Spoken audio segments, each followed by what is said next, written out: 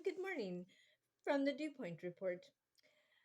I was in the middle this Saturday morning of putting together one of my little miniature recipe books to write down a recipe, very important, a very small recipe, albeit, however important, when I was annoyed and bothered by this flipperoo that happened in my hair, and not so bothered by the memory and hilarity of the time that I decided to think of why I was possibly eligible for a challenge of potentially becoming the next Gerber baby adult. Because here I was holding a Gerber can of food from Gerber Foods. And I had one of these little flipperoos, which was a little squiggly. Now it reminded me of the little squiggly that the character used to have in Laverne and Shirley. But interestingly enough, I didn't get a word for the Gerber Baby Challenge. So, suffice to say, that's okay. However, my hair is still having some issues this morning. I'll have to figure out something else to do with it today.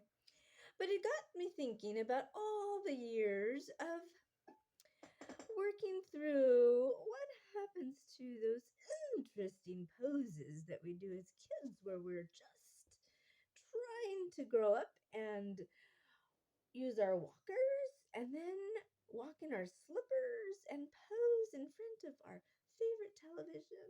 And then we end up still watching our favorite television, but oh, those Zenith televisions, they don't exist anymore the way they used to, do they? But why is it that we try to still look for what were those favorite styles we had back in the day? Because for some reason, I still keep trimming my hair in ways so interesting, like I did back then. And so then, as I was looking through the family photo, I found a picture from freshman year at UC Santa Barbara from the dorm at Anacapa. Interestingly enough. And why, pray tell, would I have ever thought that I would be eligible for this Gerber Baby Challenge? Well, I thought that since my sibs call me a big baby, because I'm their baby sister, that it might be a funny, interesting, hilarity kind of thing. Well, let me tell you, it's one thing to find humor in life, it's another thing to actually think of the sensibility of the situation. So, do think and consider the fact that we do always have friends, family, and associates that think of us as kind, caring people.